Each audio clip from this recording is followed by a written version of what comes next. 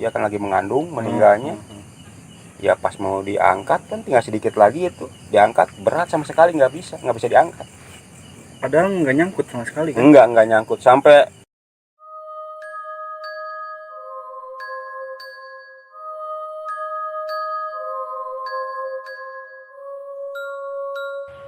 Selamat siang kawan-kawan, selamat datang di Ruang Kisah.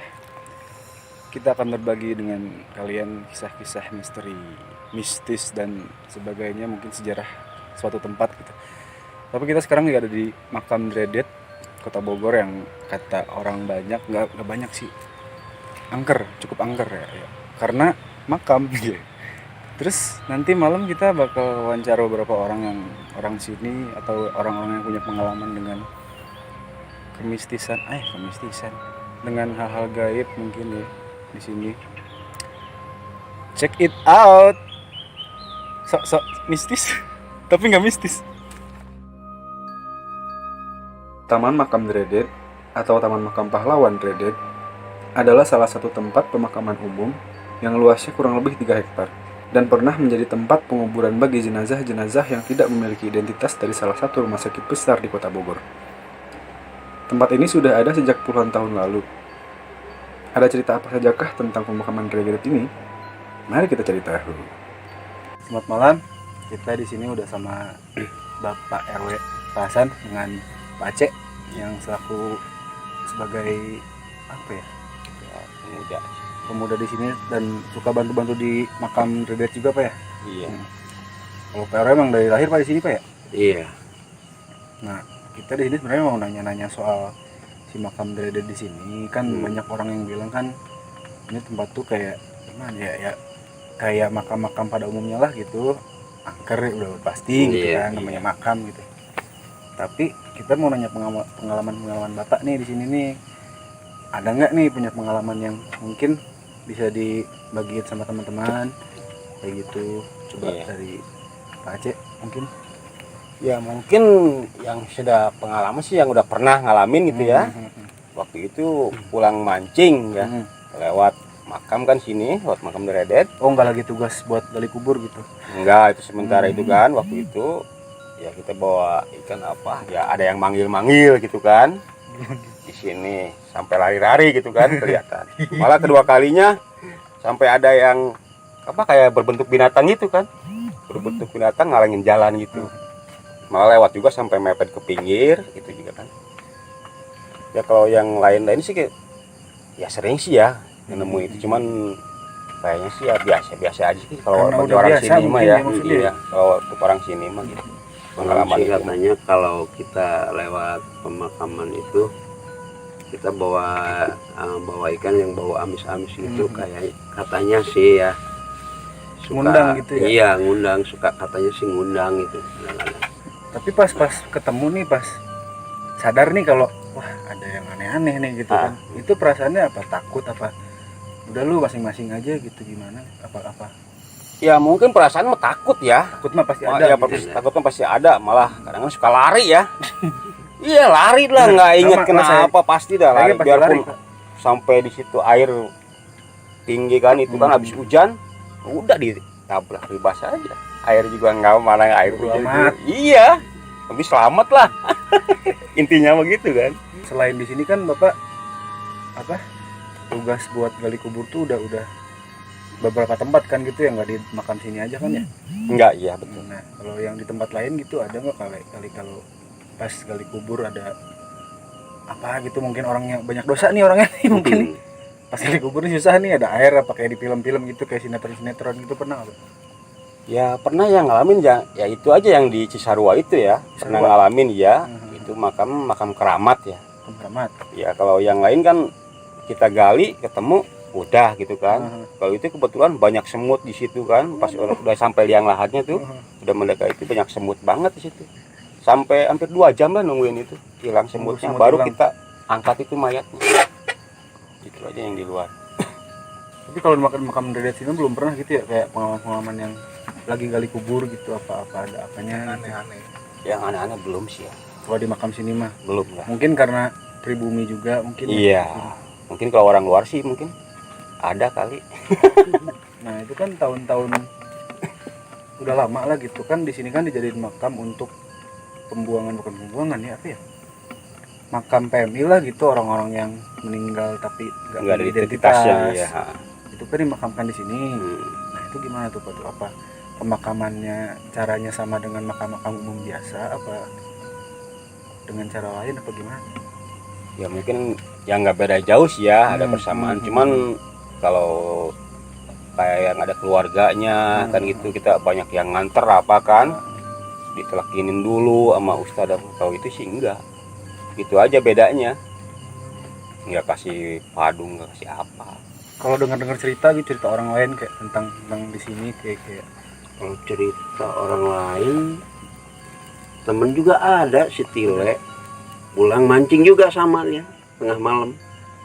Lewat makam juga. Iya lewat Nah, mana? lewat sini sama. Dia sampai lari-lari Dia bawa cerita. motor. Kenapa katanya? Ya ada yang megat gitu. Ya diikutin katanya sih gitu. Cuman dia pernah cerita doang gitu udah.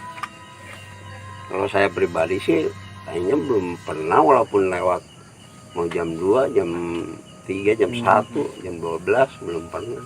Udah tahu berarti ya. udah tahu dia mau Yang punya jakam sini. mau datang orang sini cuy gitu. Nggak jadi cuy.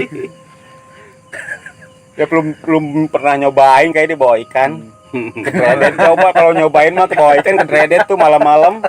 Tetap aja biarpun orang sini juga. Ya mungkin itu kan ngundang hanyir juga ya, ngundang itu juga. Mungkin karena Kalau dulu emang masih gelap dulu, makan sekarang udah terang, udah banyak lampu kalau sekarang. dulu sih Iya. ya mungkin yang lain temen-temen ada cerita banyak juga. Kalau dulu sebelum ya masih tahun 80-an lah kalau nggak salah itu. Ini udah Banyak. tahun berapa sih, Pak? Hmm? Makam tuh? Kalau nggak salah kata Dari kakak makam saya mah penjajahan ya? 50 berapa. Tahun 50-an ya? Soalnya yang saya tahu tuh dinamain Reded Mm-mm. karena dulunya tempat ini tuh dijadiin buat tempat apa eksekusi mati ini warga-warga lokal gitu sama penjajah gitu kan. Oh, iya. Kayak Bisa jadi tahunya kayak sih gitu. kalau gitu mah kayaknya mah. Dari suara tembakan pistol kan banyak. Iya. Reded. Ini Reded. Orang Sunda mah Ya beda. mungkin gitu kali. Orang Sunda mah asal gampang usulnya. ya. Ya saya juga kan sebetulnya kan bukan orang asli sini ya. Sebetulnya makanya kalau dulu mah sering lewat sini, ya sering nemuin itulah ya. Yang kadang-kadang suka ada yang manggil, ada suara ini tuh ya kalau lewat sini. Dan saya mah bukan asli orang sini gitu. Ini misalkan ada orang tiba-tiba nih mungkin gitu ada orang datang ke Reded malam-malam gitu kali digangguin nih misalkan nih. Nah, menurut Bapak nih harus kayak gimana nih orang bersikapnya, apa harus panik sih pasti kan, maksudnya kalau udah panik tuh harus Takut, gimana ya. gitu kan, yang paling penting kan jangan panik berlebihan terus lari nggak jelas malah jatuh gitu kan. Ya Karena harusnya di sini masuk makam aja pada tajam. ke kampung.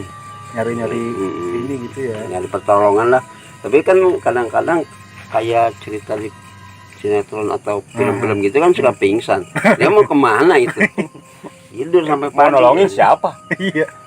Seorang mati nolongin nggak mungkin gitu. San halus ini serem kesereman. Itu kalau di sinetron kayak azab-azab gitu pernah nggak, Pak? Misalnya pas gali kubur banyak air, Oh, enggak. terus belum si pernah ya, makamnya belum nggak pas itu. Seperti hoax Kecilan. Iya, kalau di sini belum pernah dengar, belum pernah ngeliat gitu. Terakhir di sinetron ada tuh Pak tuh yang lagi gali kubur kena meteor.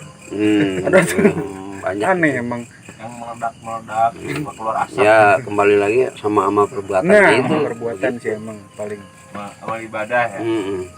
Bohong ya sinetron Pak ya? Kayak gitu ya. Ya namanya juga cerita itu.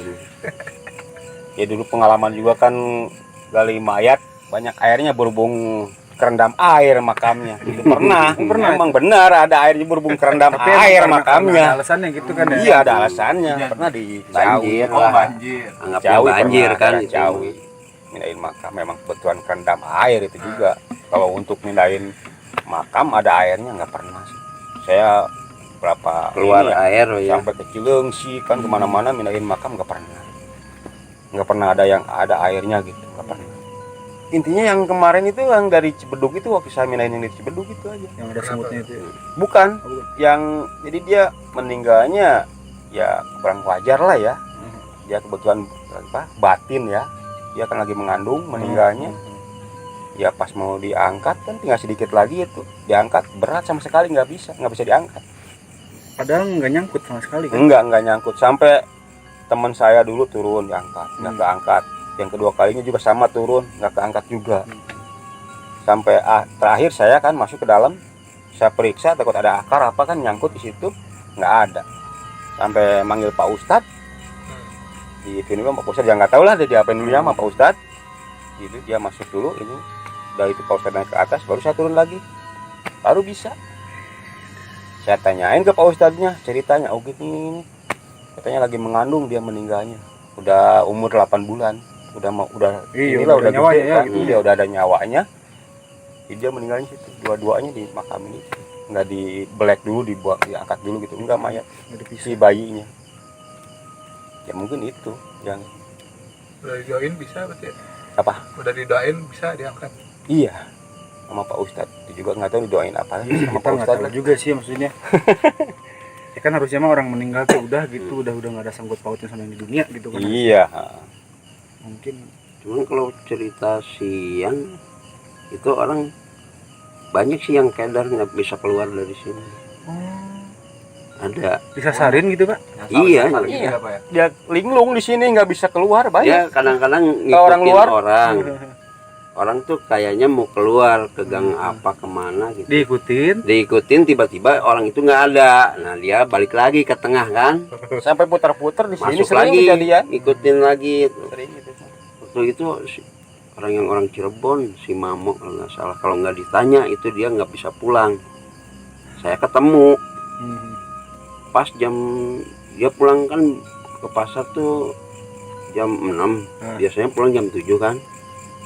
Begitu ketemu saya jam sekitar setengah 10 siang, saya tanya dari mana mau kemana sekarang.